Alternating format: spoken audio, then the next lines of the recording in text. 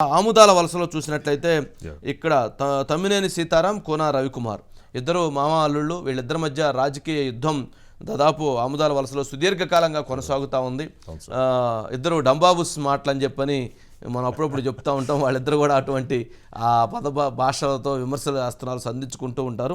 తమ్మినేని సీతారాం గారు ప్రస్తుతం స్పీకర్గా ఉన్నారు. కోన రవికుమార్ గారు గతంలో విప్పిగా పనిచేస్తున్నారు. అయితే ఇక్కడ మనం చూసినట్లయితే కోన రవికుమార్ గారికి సంబంధించి వారు ఒకసారి గెలుచున్నారు. దాదాపు తమ్మినేని సీతారాం గారు ఎన్నికల్లో 6 సార్లు విజయాన్ని సాధించినటువంటి నేపథ్యం ఉంది. ఇంతకుముందు ఆయన టీడీపీ కదా సార్, గతంలో టీడీపీ నుంచి గెలిచారు. తర్వాత వారు తెలుగుదేశం పార్టీ నుంచి వారు దాదాపుగా 4 సార్లు విజయాన్ని సాధించారు. తమ్మినేని సీతారాం గారు ఈ ఆముదాల వలస నుంచి తెలుగుదేశం పార్టీలో 4 సార్లు విజయాన్ని సాధించారు. ఇప్పుడు వైఎస్ఆర్సీపీ పార్టీ నుంచి విజయాన్ని సాధించి స్పీకర్ అయి ఉన్నారు. గతంలో తెలుగుదేశం పార్టీలో మంత్రిగా పనిచేస్తున్నారు. వాళ్ళ అల్లుడైనటువంటి కోన రవికుమార్ తర్వాత తెలుగుదేశం పార్టీలో రావటం, తెలుగుదేశం పార్టీలో ఆయన గతంలో గెలవటం, 2014లో గెలిచారు, 2019లో ఓడిపోయారు, 2024లో రాజకీయ యుద్ధంలో తాను వేగంగా ముందుకు వెళుతూ ఉన్నారు. ఇక్కడ కోన రవికుమార్ గెలుపు స్పష్టంగా కనపడుతుంది. కోన రవికుమార్ అక్కడ గెలిచేటువంటి అవకాశాలు చాలా స్పష్టంగా కనపడుతున్నటువంటి పరిస్థితి ఉంది. కోన రవికుమార్కి సంబంధించినంత వరకు ఇక్కడ అంటే మామ అల్లుల మధ్య జరుగుతున్నటువంటి సవాళ్ళు ప్రతి సవాళ్ళలో ఖచ్చితంగా విజయం సాధించేటువంటి అవకాశాలు కనపడుతున్నాయి.